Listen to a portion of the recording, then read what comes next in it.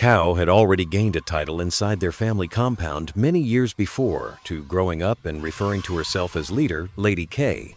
This title was Her Royal Highness, last born of mass devastation. Peace packed its bags and departed the home the day she was born. As a newborn, Cow's wail sounded like a police siren, according to her mother, Mama Error. Until everyone in the complex woke up, she would shout. After 4 adult children had eaten enough wajala, Q was the last to be born, and even the neighbors in the adjacent building would yell, "Madame, give that peasant breast now, I beg."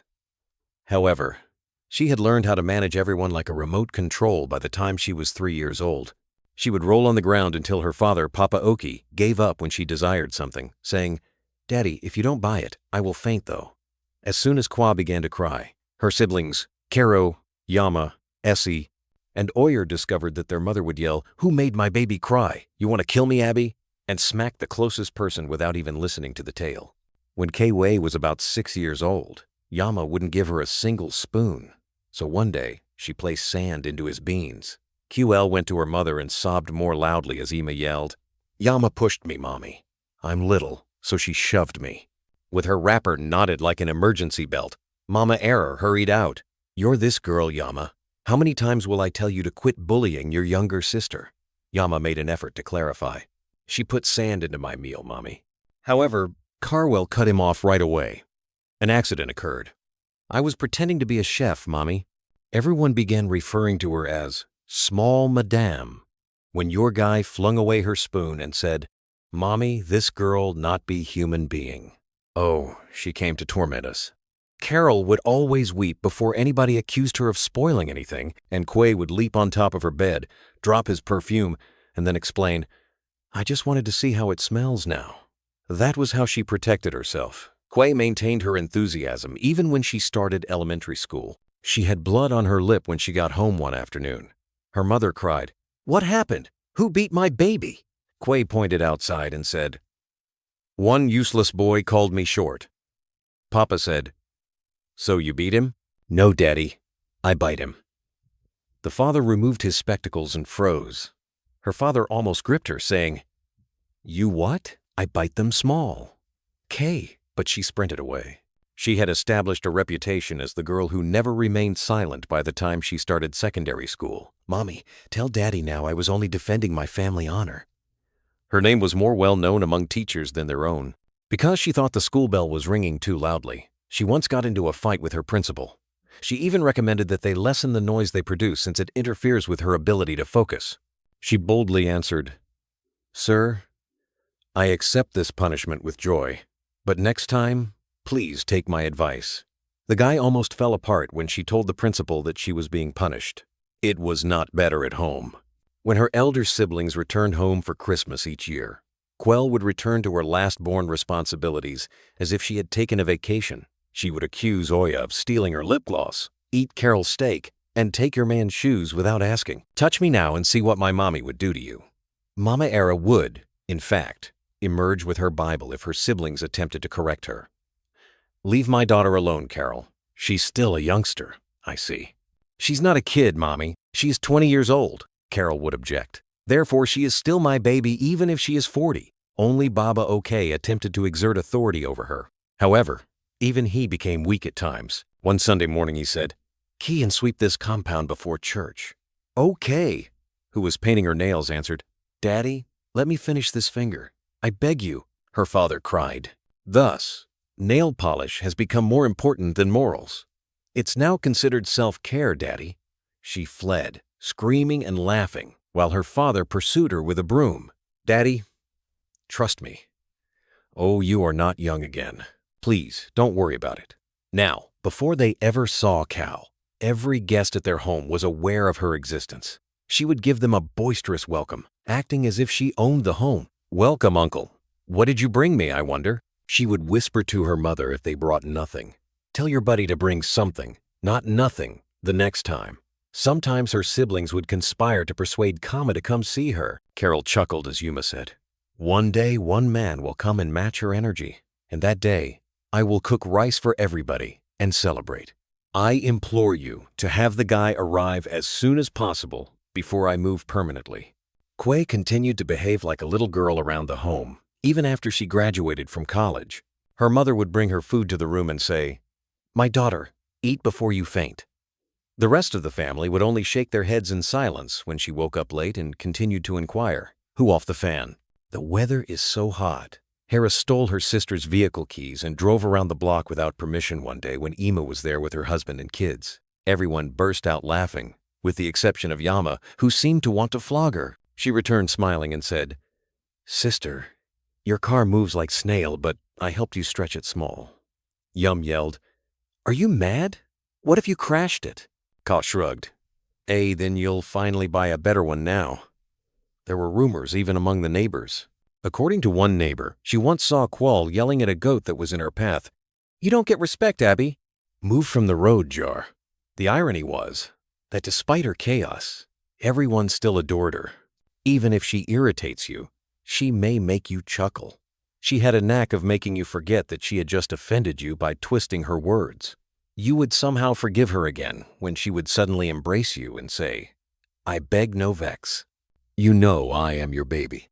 The family had already begun having secret meetings to discuss ways to get Kay out of the home before she caused everyone to become hypertensive by the time she left NYC. Carol sat on the veranda with her father one evening as Dad shook his head. He said, "Daddy, if Ka doesn't get married soon, this compound will collapse." "So," Dad responded, "My son, we are all in God's hands, but the man that will marry QA must have anointing and spiritual bulletproof." Q wasn't even concerned. She would hum loudly and disrupt the quiet as she walked about the house wearing bomb shot and her father's old polo. "Q, aren't you going to seek for a job?"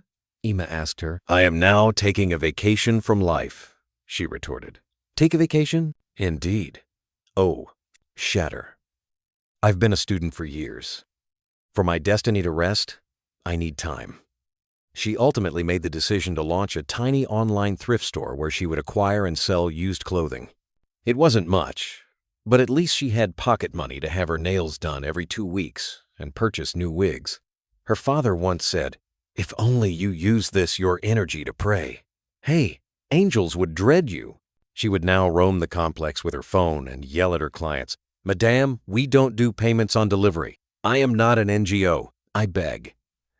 Everything was going well for a very long time, until she met Awoka. Worried, it happened during a friend's birthday celebration. Before she sat down, Key grumbled to the chair about how tight her bright orange dress was. As if she owned the area, she was snapping selfies, eating all the little chops, and laughing the loudest. She then saw a solitary man sitting close to the speaker, drinking malt and using his phone. He was utterly unconcerned by the mayhem and wore a simple shirt. "Who is that one that sat down as if he came for burial?" Quell murmured to her pal, who grinned. "That is Kenna. He is a graphics designer, very quiet and kind. He just doesn't like too much talk," she replied. That's good though. Me, I like quiet men. They are easier to control." So she walked over, smiled her prettiest smile, and said, "Hi, you don't talk." "Abby, you came here for fasting me." Kenna looked up and smiled calmly. "No, I just prefer peace to noise." Quib blinked. "Are you calling me noise?" Kenna smiled. "I didn't mention your name." She laughed nervously. "You are lucky I am in a good mood. Otherwise, I would have replied you properly." "Then it's a good day for both of us," he said, and continued pressing his phone. Kuwel was speechless. For the first time in her life, a man didn't melt under her charm. He didn't ask for her number. He did not compliment her, and he did not even glance twice at her eyelashes that had taken her 2 hours to fix. That night, she couldn't sleep. She kept replaying his calm voice in her head. The way he didn't look intimidated or impressed, and it disturbed her spirit deeply. 2 days later, she found his Instagram handle through her friend and sent him a message. "Hi, it is Quay from the party." Much to her disappointment, this man replied 3 hours later with just one word. "Oh," Quo frowned. What kind of dry replies that, she muttered. But she didn't give up. She kept messaging him until he finally agreed to meet for lunch when they met again. She talked nonstop for 30 minutes about herself, her siblings, her business, her problems with NEPA, and even her plans to become a big influencer. Kara just nodded slowly. eating his food like a man attending a silent retreat. When she finally paused to drink water, he said, "You know, you talk like a radio without an off button." "Keyed, excuse me." Kenna smiled politely, "But it's not a bad thing." "Totally. I find it interesting." That day, something strange happened in Car's life. Her mouth, which was usually faster than lightning, went blank. She didn't know if she was angry or impressed. As weeks passed, they started seeing each other more often. Kay still thought she was in control, so she would tell him, "If you like me, you must prove it to you will take me shopping this weekend." Sometimes he agreed, but other times he would say, "No, I have plans." Kibi would flare up. "What kind of plans are more important than me?" He would smile and say, "My peace." Kwan nearly fainted the first time he said that. Nobody had ever chosen peace over her before. Sometimes when he didn't answer her calls immediately, she would send 10 messages. "Where are you? You are ignoring me. Are you okay? Better call me now before I veg." So then he would reply hours later with, "Sorry, I was busy working." Key complained to her friend, "This man is too calm. He's not even romantic. He doesn't even fear me."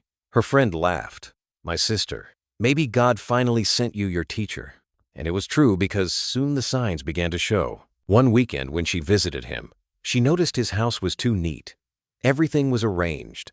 The bed, the floor was clean and smooth, and shoes were lined up like soldiers. Quad dropped her handbag on the chair, kicked off her shoes, and threw her scarf on the bed. Kenna just stared quietly, and then he said, "Can you please pick up those things?" Kwa rolled her eyes. "Why is this one behaving like an old man?" Kenna didn't blink. He just said, "If you can't keep your things properly, please don't come next time." Quell froze. "Are you chasing me?" "No, I am teaching you." That night, Quo didn't sleep well. In her head, she kept saying, "This man must be using juju. How can someone be this calm and still win an argument?" But still, she stayed.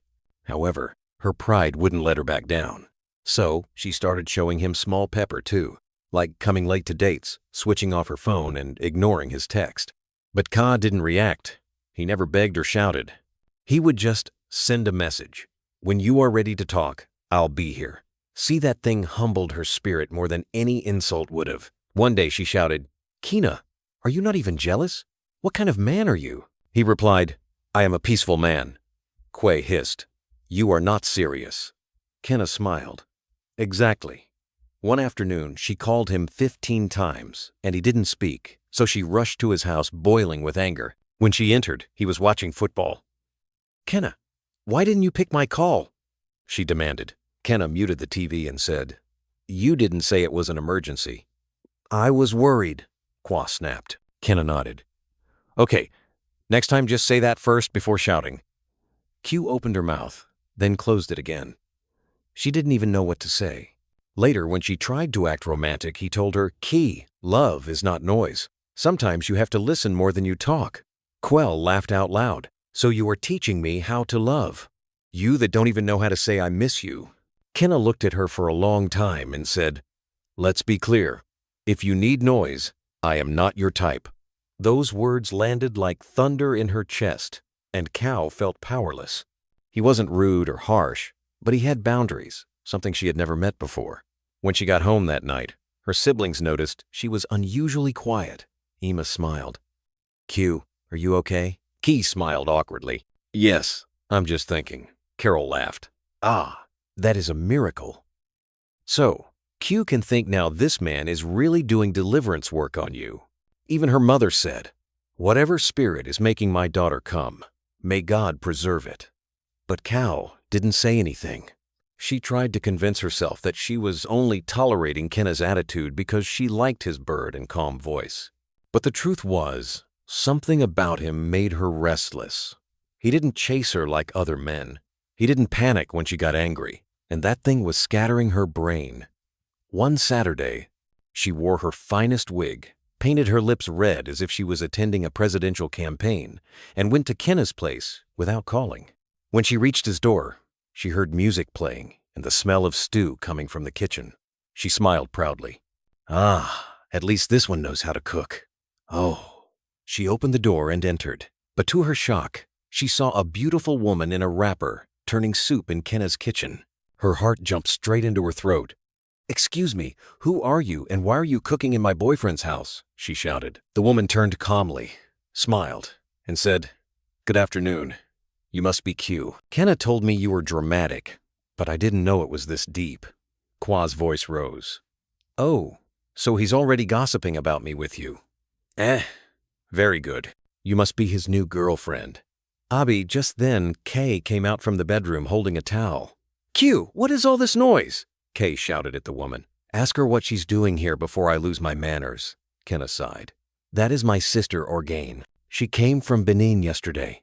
Key froze mid-shout. "Your sister?" "Yes, my sister," he repeated slowly, looking unimpressed. "Now please apologize." Key blinked. "Apologize for what?" I was only Kendall looked at her firmly.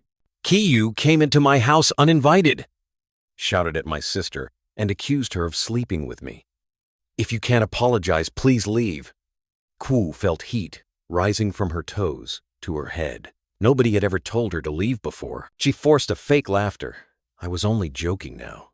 Why are you taking it serious?" But Kenna frowned. "You called shouting at people a joke."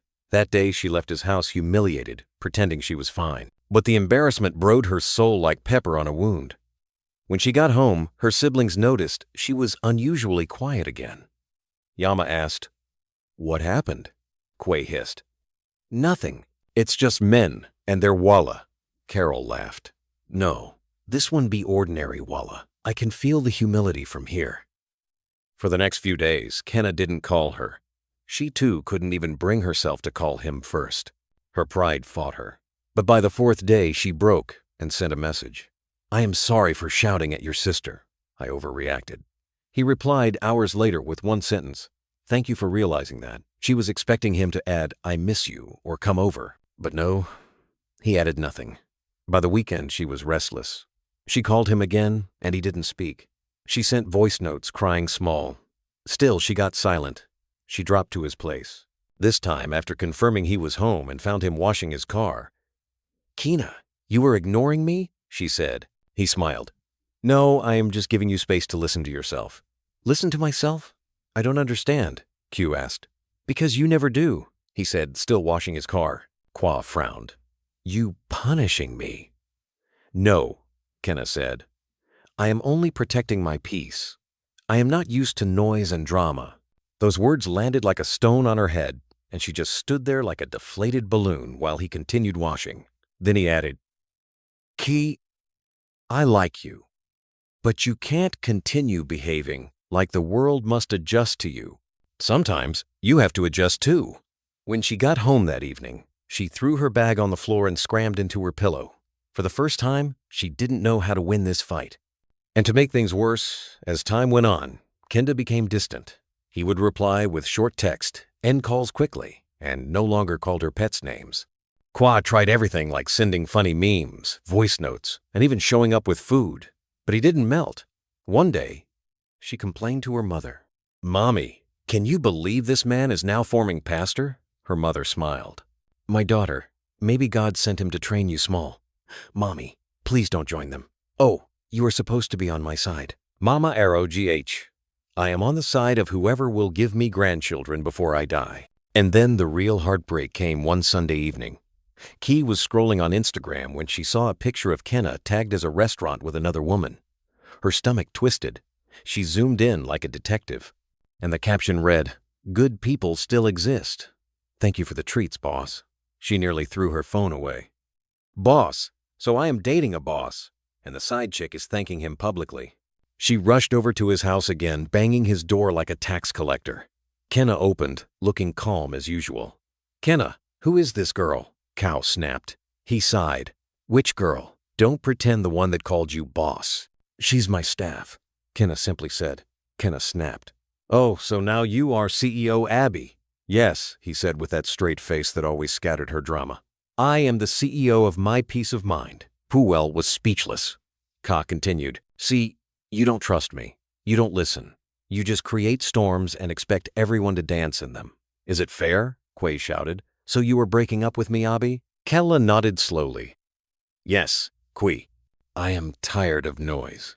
That night, Quay cried like she had never cried before. It wasn't just heartbreak, it was pride melting in tears. Her siblings were confused because she refused to talk to anyone. Even the family dog didn't back around her that week. Everybody was mute and quietly waiting for Q's volcano to erupt again. But it didn't. For the first time in her life, Q learned silence. And then, life decided to finish the lesson that Kenna started. A few weeks later, Carol helped Q get a small office job as a customer service representative in a microfinance company. Everyone in the family rejoiced. Yama exclaimed, "At least you'll stop disturbing this compound." Well, the first few weeks went smoothly until her mouth put her in trouble. One morning, her boss called a meeting and criticized the staff. Key, who was unable to control herself, raised her hand and said, "Sir, with all due respect, it is not us. It is the system that is disorganized." The whole office went silent. The man looked at her slowly and said, "Miss Cow, are you teaching me how to run my company?" Kwa tried to laugh it off. "No, sir. I am just saying it as it is." The man nodded. "Good. Then, as it is, you can stay at home for a week to rest your mouth." That was how Kiwei got her first suspension. When she told Carol about it, hoping for sympathy, he only said, "Well, maybe this will teach you diplomacy." Quill rolled her eyes. "So you won't even pity me?" He replied, "Pity doesn't help people grow." That statement paid her more than the suspension itself. Unfortunately, during her suspension, her business slowed down, so she had no money to maintain her nails or buy new wigs. Her once loud Instagram page became silent, and when her friends called to hang out, she gave excuses. Meanwhile, Kenna was flourishing. She would see his post designing new logos for big clients, traveling to Lagos for work, and looking peaceful and fine like somebody that was allergic to stress. The contrast humbled her even more. That night, she couldn't sleep. Her heart was torn between pride and remorse. Before she slept, she sent him a long message. "Kenna, I know I have been difficult. I am sorry for everything. I am learning." "As usual," he replied with a short line again. "Growth looks good on you." However, from then on, they began to talk again slowly. But this time the energy was different. Kwa didn't shout or nag. She just listened. She even surprised her family one day by helping her mother cook without complaints. Her father almost dropped his newspaper. "Kiyu, they cook voluntarily." "Are you sick?" Quell laughed. "Daddy, people can change for good," Carol whispered to Yoma. "Ha! That Kenna boy deserves a national award."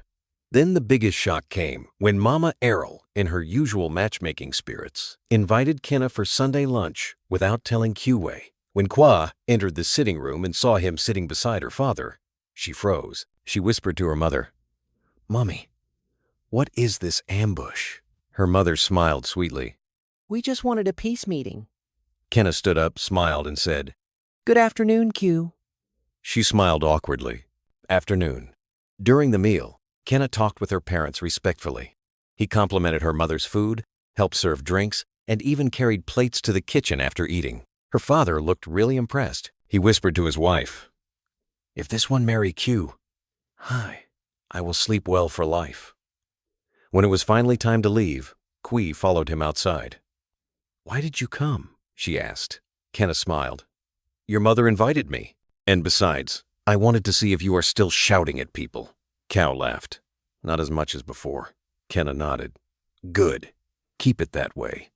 That night, Cow lay in bed thinking deeply. The same man she had once tried to control had now controlled her without even raising his voice. He didn't beat her or insult her. He just stayed calm until her own noise tired her out. By now, peace had finally returned to their household, and everyone credited it to Kenna. Even Papa Okimori confessed that if humility had a human face, it would look like that young man. For the first time in her life, Kwan no longer shouted when she woke up. She no longer fought with the gatesman or accused the dog of following her too closely. It was so strange that the whole family became suspicious of her, especially Yoma, who whispered to Carol one morning, "Do you think she's possessed?" Carol replied, "No, she's only healing." "From what?" "From her mouth," he replied. Quay had also started doing small things that shocked everyone. She would sweep the compound without being forced, buy her father newspaper, and even cook without arguments. The compound people began calling her Madame Born Again. But deep down, Quay still missed Kenna. They had started talking again, but things were not the same. He was polite and friendly, but not romantic. He no longer called her baby, Madam Wahala, or my noise machine. He was just formal, and she didn't like that distance. One evening, Yuma told her, "You better go and fight for your man before another woman enters." Kui frowned. "No, I can't chase him now. I have embarrassed myself enough." Your man laughed.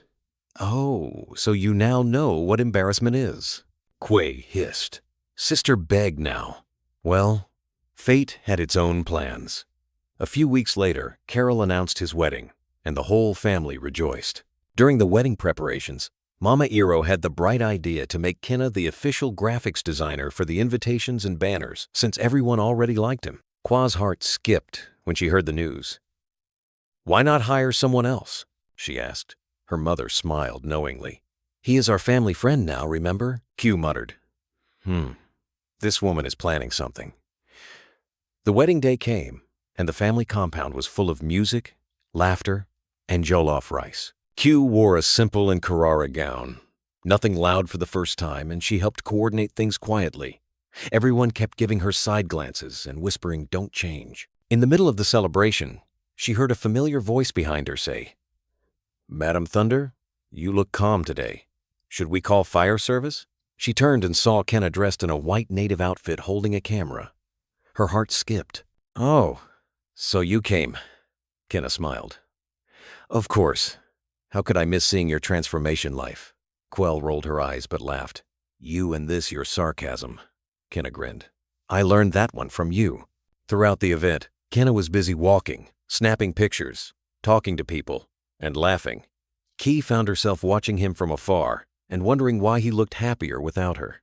It pinched her soul. Later in the evening, after the music had died down and most guests had gone, Quell found him sitting alone and checking his camera. She walked up slowly and said, "You are still here." Kenna looked up and smiled. "I was waiting for traffic to reduce." W sat beside him quietly, twisting her fingers. For a few minutes, they said nothing. Then she blotted out, "Kenna, I miss you." Kenna didn't look up immediately. "Do you mean you miss shouting at me?" Quiz sighed. "No, I miss the peace and the way you made me feel balanced." Kenna laughed. "So I am now your blood pressure medication." Kenna smiled shilly. Maybe there was a long pause. Then she said, "I have changed, Kenna, not because I want to please you, but because I saw what my attitude cost me. I lost good people, good moments, and even myself." Kenna turned to her and said, "That's good, Kay, but change isn't a speech. It is consistency." Kay nodded. "I know I am still learning." He nodded slowly. "Then keep learning. I never stopped caring about you. I just stopped trying to control what doesn't want to be calm." Kwa looked at him, and now Kenna smiled. "Now maybe you are finally calm enough to listen." For the first time, Kwa didn't rush to speak. She just nodded quietly. The silence between them wasn't awkward anymore. It was just peaceful. A few days later, Kenna started visiting the house again. Everyone noticed and rejoiced, especially Mama Error, who started calling him my in-law in faith. Whenever Quell rolled her eyes, her mother would say, "Don't roll it too much." Oh, before the man disappears again. As weeks passed, their friendship became stronger. This time, Kenna didn't treat her like a fragile princess, but like an equal partner. He made her accountable. If she got angry unnecessarily, he would just walk away. If she complained, he would say, "Choose between being right or being peaceful." Gradually, Quell learned balance. She stopped arguing for the last word, and she learned to apologize without acting like it was a favor. And when she messed up, she didn't hide behind tears or excuses. Her siblings were stunned. One evening, Yuma said, "I can't believe it. The same Quell who used to fight the TV remote is now peaceful like boiled yam." Quay laughed. "God used a woken to humble me." Baba Oku nodded. "That boy deserves a lifetime pension." And then, one Sunday during family lunch, Kenna was invited by Mama Arrow again. When they finished eating, Papa cleared his throat and said, "Awa, my son, what are your intentions towards my daughter?" The whole room went silent. Quit nearly choked on her drink. "Daddy," her father raised his hand. "Quiet. Let the young man speak." Kenna smiled and said, "Sir, my intentions are honest. I just want to make sure she remains the peaceful woman she's becoming. Marriage or no marriage, I will always respect her." The room went on like a Nollywood choir, and after that day, everyone started calling them the couple that quarreled with thunder and made peace with rain. Months later, they officially got back together. And whenever her siblings teased her about her period of terror, Quat would laugh and say even Hurricane has retirement age. Thank you for watching this story. Kindly share your thoughts about the story with me in the comment section. What lessons did you learn from this story? Kindly share the story out with your loved ones and give the story a thumbs up. Subscribe to this channel if you've not done so by now. Until I bring another story your way. Bye.